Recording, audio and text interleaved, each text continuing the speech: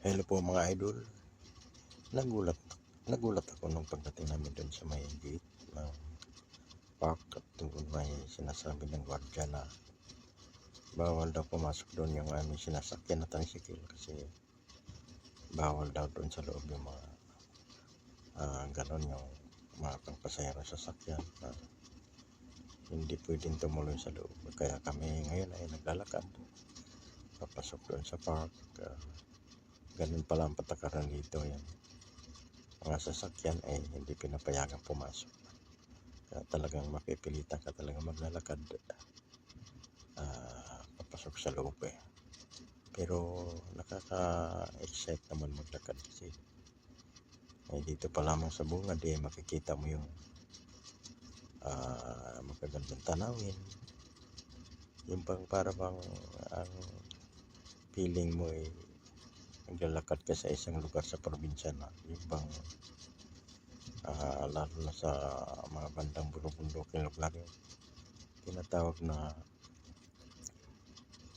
virgin forest na yung mga kakahuyan na talagang hindi ginagalaw, hindi pinapayagan ng mga tao doon na puputulin yung mga puno. Dito makikita mo hindi naman yung kasing ganda talaga sa isang lugar sa probinsya na talagang matatawag nating talagang puro punong kahoy na malalaki. Dito medyo nakaliitan lang naman yung mga halaman o punong kahoy dito, pero makipil mo talaga yung kagandahan ng paligid kaya mag-i-enjoy ka talaga pag ikaw mamasyal dito. Kumbaga parang sariwa yung hangin dahil siguro sa mapuno yung lugar.